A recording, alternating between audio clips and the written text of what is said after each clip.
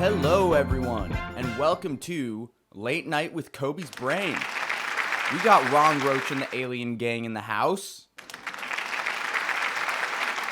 And don't forget about Coby's Body, rocking that new Coby's Brain merch. On tonight's episode, we're interviewing the one and only Jai Imani, a talented and prolific rapper who also happens to play Paper Penguin in the upcoming Paper Penguin film.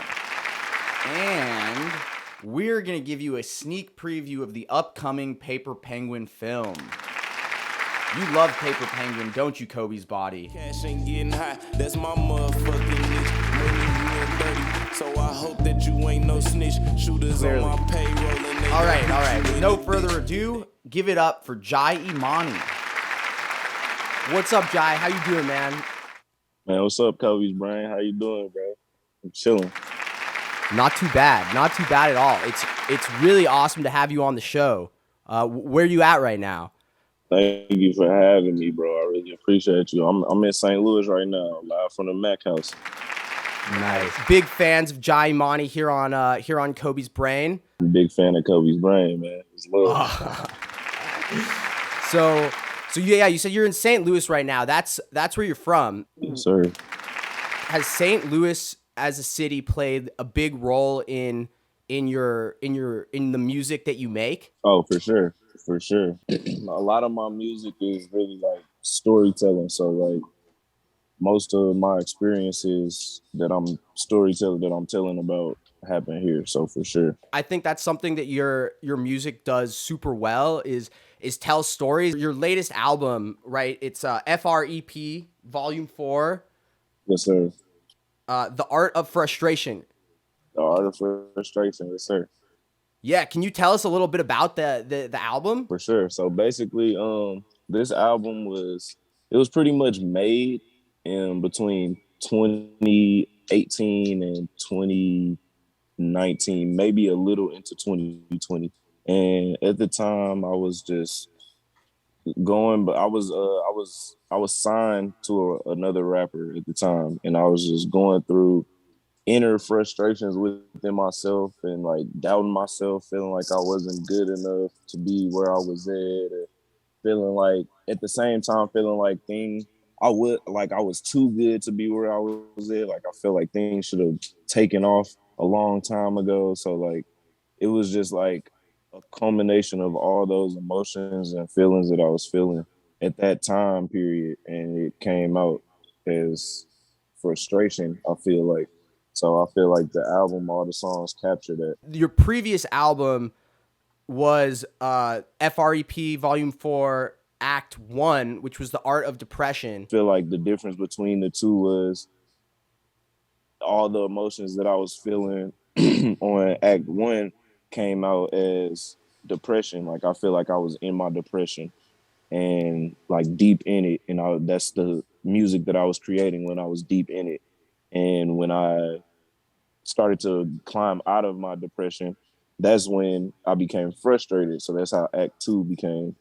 I was frustrated because I'm like, okay, I'm not depressed anymore, but things still aren't where I want them to be.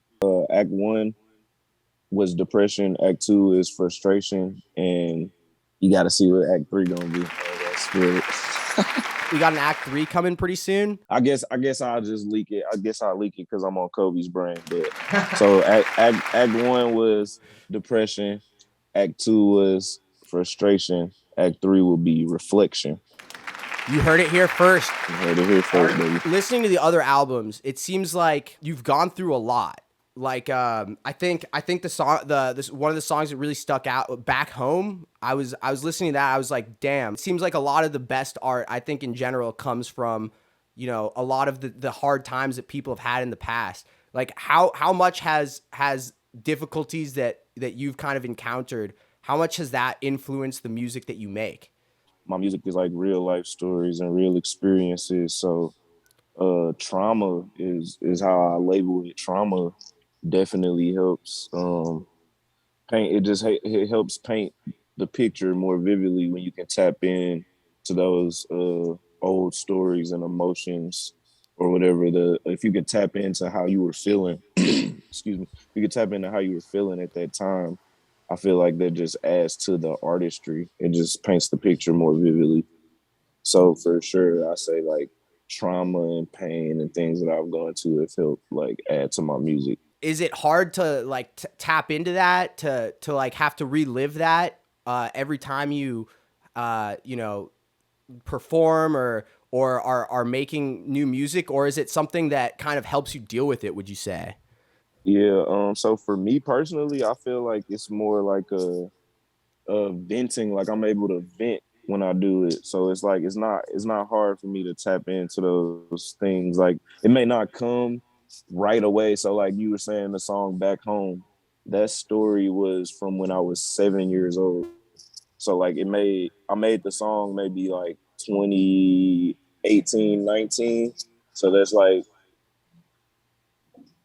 10 plus years, 12 years later that it's finally like coming out.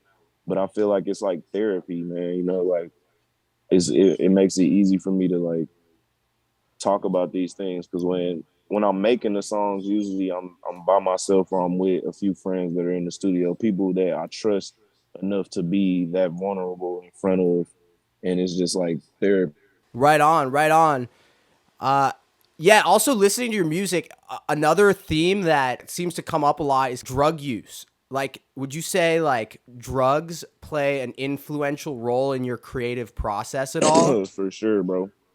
So if you know me, if you listen to my music, if you know me, you know that I talk a lot about weed for one, and I talk a lot about Percocets or Oxy Percocets, codeine, liquid form, whatever, pills.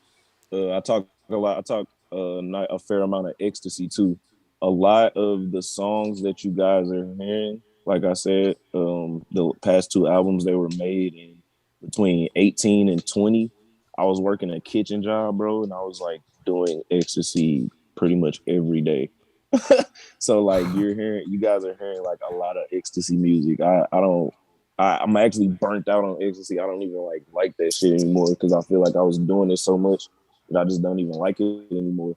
But yeah, so like that's played a huge role in at least the new music that you guys have heard.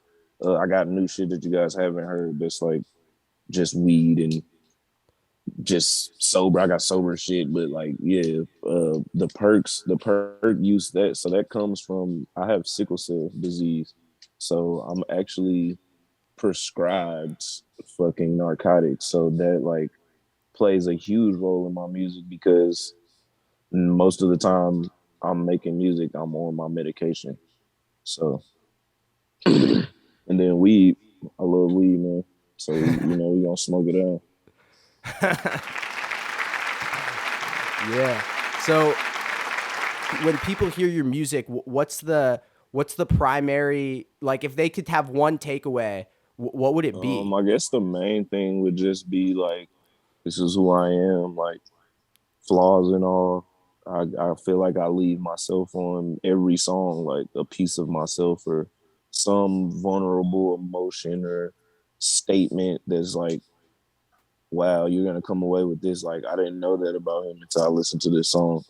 So it's like I feel like that's the main takeaway is this is who I am. I'm not hiding anything or any like I'm not hiding at all. My name, my even down to my stage name, Imani. That's my birth given name, my first and middle name. So like I'm not hiding anything. I'm giving you everything from the jump. Right. And I think that that's something that I respect so much about your music is kind of how open and vulnerable, and I think that that's something that you don't see that every day with music. So who would you say are some of your biggest musical influences? First and foremost is Lil Wayne. That's number one. Down to like how much music I've released to how much I have in the vault to the way I record.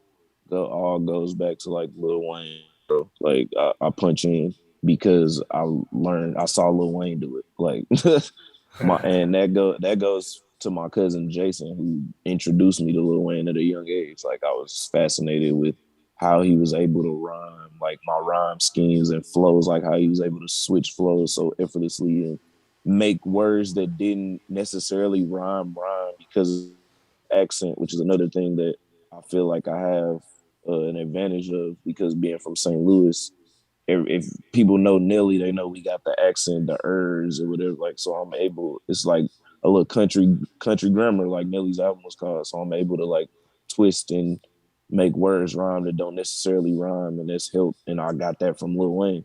So it's like that's number one for sure. Another musical influence, probably Joey Badass, bro. It was a time that's all I was listening to. Joey Badass, Kendrick Lamar, pretty much the whole TDE, like the whole Black Hippie, Joey, Schoolboy Q, Absol, uh, Kendrick, fucking just so much, bro. I listen to so much shit. Like I listen to songs that people have never heard of. Like I don't just listen to mainstream artists. I listen to the underground guys that are like still hungry, like so like I listen to shit and I get inspiration from it all the time. Can you talk a little bit about the rap scene over in St. Louis? Oh man, the rap scene over here is crazy, bro. It's like it's so big. Like the music scene in general is so big. And once it's finally like opened up, I feel like this is gonna be a renaissance here and all the rappers and musicians who have been working and putting in work are just gonna get their chance. But yeah, man, I collaborate with mainly guys that are under my umbrella, which is Mac Life, Making All Creations Life. And those artists include Jabstrack, P Rock, RMG New, RMG Bo, Love Baker, Hey So Bumpin', Chuck, um, Chemo Dollar. The list is endless. Like I got producers, I got rappers, Marvin Stees. Like it's so many guys that I have around me that are creative, bro. And if they don't do music, they do something. Whether it's taking pictures or shooting videos, editing, making vlogs, like they doing something. Oh yeah, shout out my bro Jada Mall, Lou Tribe Jig, Slow Spread Love. Those are other artists that I collaborate with. Uh, but yeah, man, those are all my guys, man. And they all talented. Counting on big things coming out of St. Louis very soon. For sure, bro. I'm just trying to make sure me and my guys working. So when it's time, we ready. Me and my cousin Devin started a label, Devin Cruz. Everybody knows him as Cruz. We started a label in like it was a dream in like eighth grade, and we made it to where like we went to school together in seventh or eighth grade. So like it started off as a dream, and a couple of the homies who were involved, they passed. Nigel and Milo, they passed, and me and my cousin were able to reunite in high school. I ended up transferring and going to the same school as him. So we kind of started making it into reality around like 2011, 2012, going into our senior year in high school. And we just started, at first it was just me and him. My brother Jabstrack was around. He was still super young, but he was around. Chuck was around in the beginning, and my camera got pushed forward. At first, it was just us, and then the homie P Rock, he joined in, and he was like really like the first other artist outside of myself, and we were like working every day, bro, recording, like working so hard. My first year out of high school, or really like our first year, is like hitting the ground running. I was in Chicago for college. I went to Columbia, Chicago for engineering, and I basically learned how to record myself. And once I did that, I had like everything we needed to microphone record. It was just a go, bro. And over the years, the label has just grown. And like I said, I have artists, producers, videographers. It's basically just like a whole creative collective. And yeah, bro, everybody is talented as fuck. Our producers been doing their things. They've been getting placements and plaques, and we got producers that got gold plaques and platinum plaques, and So like everybody just been working, bro. It's just a matter of time before something blows. So we just working, man. You have been working. Like, how many albums is that for you now that you've made? 15th album since 2013. That's when I first started dropping. It was like 2014. I dropped my first album in 2014. And I'm 16 and 15 and whatever. Honestly, incredible. Like, so prolific. And not only is Jai crushing albums, he is also starring in the upcoming short film Paper Penguin. So can you tell us a little bit about Paper Penguin? Oh man, Paper Penguin, that was so much fun, man. Making Paper Penguin, linking with the homie Coby, man. Coby reached out to me, bro. He was like, bro, I got this crazy idea that I'm working on. And I got a rapping penguin, and you're the best rapper I know. He was like, bro, would you voice the penguin? I was like, bro, of course, bro. We made it happen, bro. Like, I can't wait for you guys to see it. It's gonna be so dope, bro. I had so much fun making it. People been seeing the performance on YouTube.